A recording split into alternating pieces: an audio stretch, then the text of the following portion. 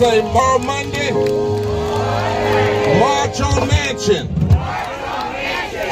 You may be seated, those of you that aren't holding signs, and thank those of you that are. My name is Reverend Dr. William J. Barber, the second President of Repairs of the Breach and co-chair of the Poor People's Campaign, a national call for moral revival, along with Reverend Dr. Liz Theo Harris, who's here to my left. And we accepted an invitation. We want everybody to come in, bring everybody in. We've got national media here because we said it's time for them to hear from West Virginia. And I want to lay out a foundation, and then we're going to call up speakers. First from the state, we ask everybody to pay attention. When they're speaking, give applause, but when they're, if you agree, but let's not talk while they're speaking, because you want to be heard, we got to respect each other. Is that right? Amen. Why are we here today? The question is to ask the question that miners asked in the 1920s. Simple question, song they wrote about it. It was, which side are you on? And that's the question for Joe Manchin. Which side on your own? And we want to be clear about who West Virginians are and what West Virginians want. Today we are black, we are white, we are from the hood and from the hollers. We are coal miners and poor people and low-wage workers and preachers and native people. We are Latinos. We are West Virginia. And we want Joe Manchin to understand that when you argue against ending a filibuster and you claim you want bipartisan bills, but even if the bill was 50 Democrats and 9 Republicans, you still wouldn't support it.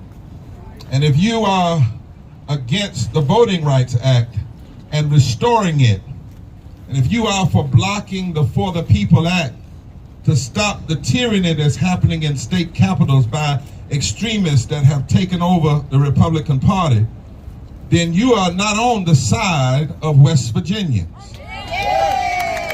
81% of Democrats in West Virginia want to see the For the People Act passed. They want to see the Voting Rights Act recovered and restored. 76% of Republicans, over 70% of independents.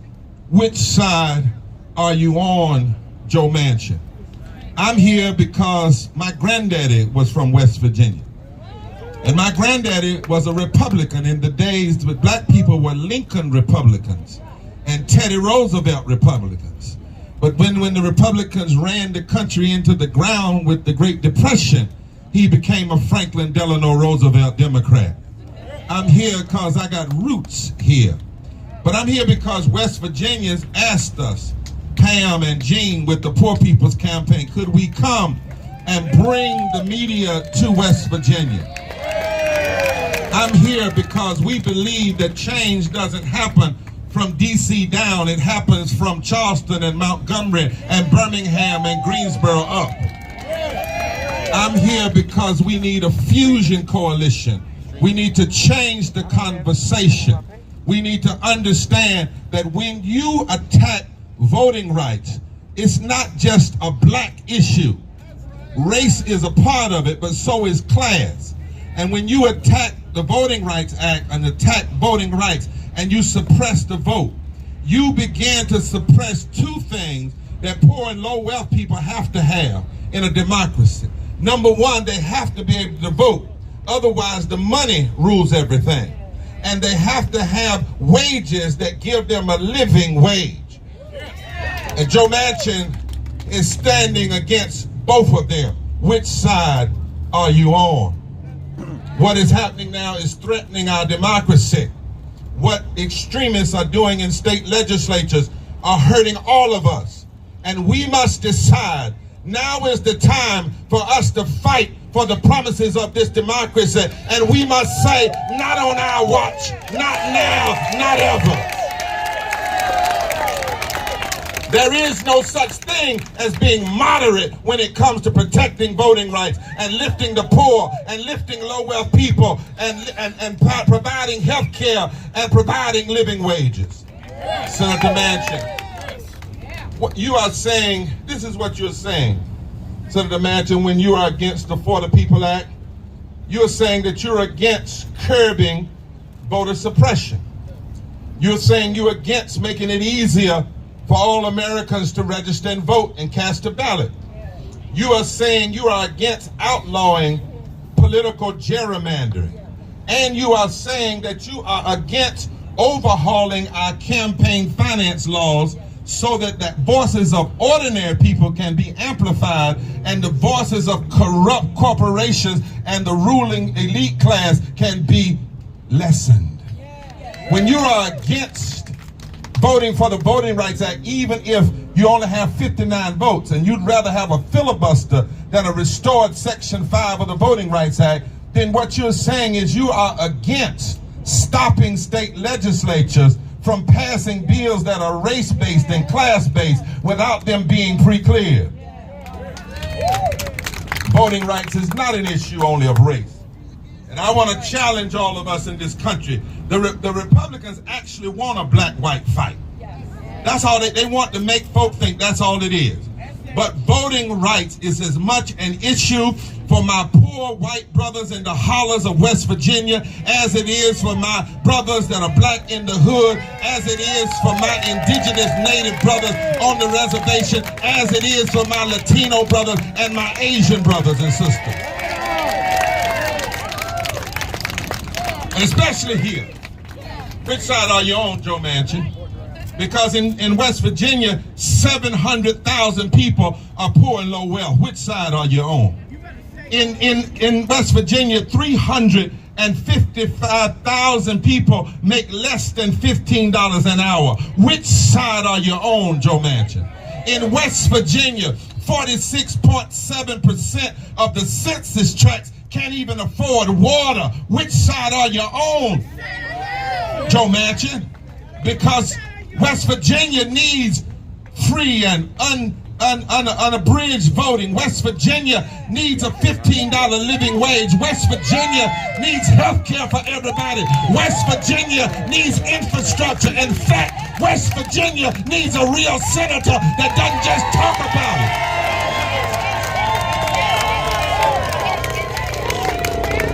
And then, Joe Manchin, I love you, my brother.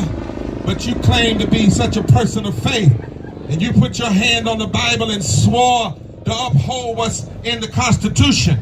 I wish you would have read the Bible before you did that.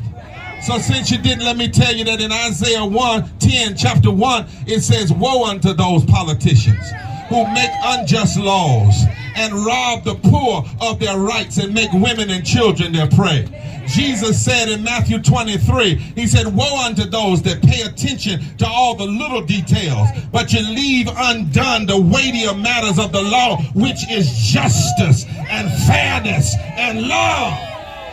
Which side are you on, Joe Manchin? Joe Manchin, you say you're against closing the filibuster, and you say you want to preserve it because Senator Byrd taught you that. Well, first of all, when Senator Byrd used the filibuster in the 60s, he repented of that because he was on the wrong side of the law and history.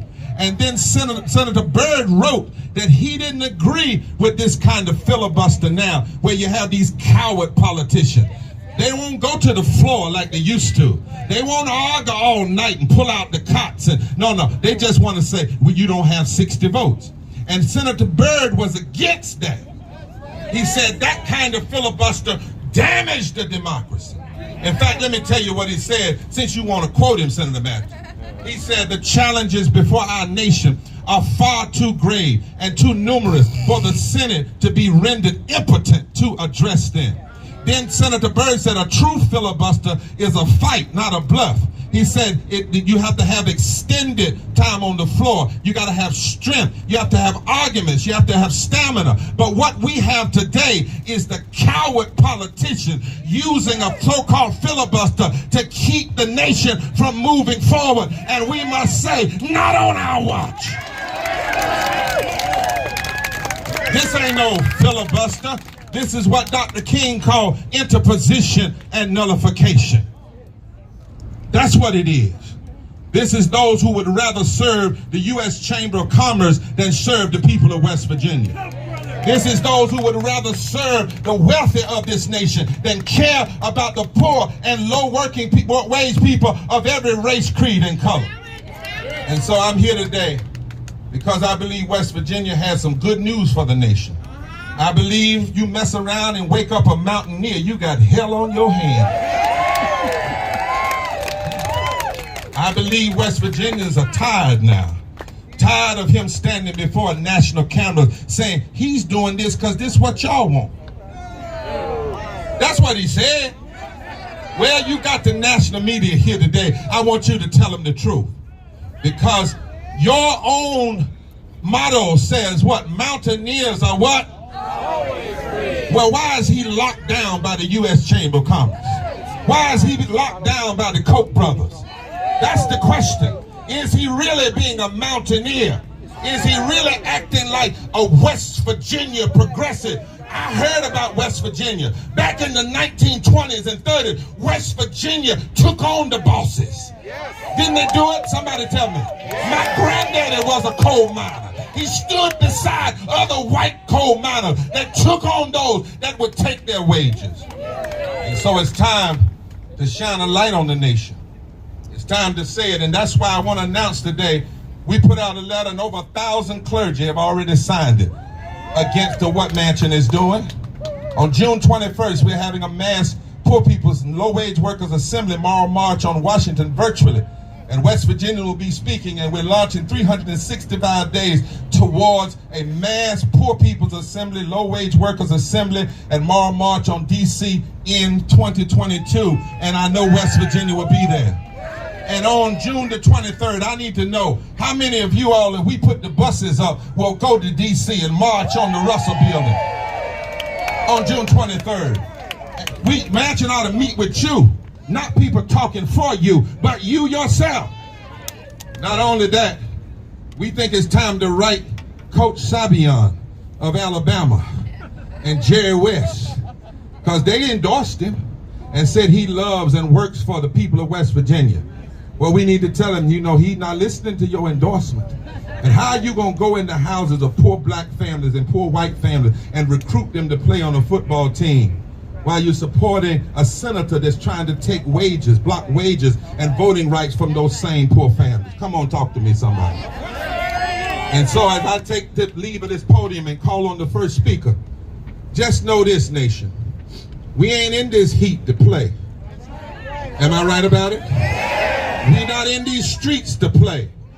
We are here to bring street heat and moral heat to the legislative process. The voices of the people in West Virginia will be heard. We are non-violent, but we ain't playing. We will fight for the soul of this democracy because wages are at stake, infrastructure is at stake, voting rights are at stake, and we will fight for this democracy. Which side are you on, Joe Manchin? Which side are you on? Because if you're not on the side of truth, and on the side of justice, and on the side of living wages, and on the side of health care, and on the side of infrastructure, and on the side of voting rights, you just picked the wrong fight with the wrong people, because we're going to fight till hell freezes over and then fight on the ice.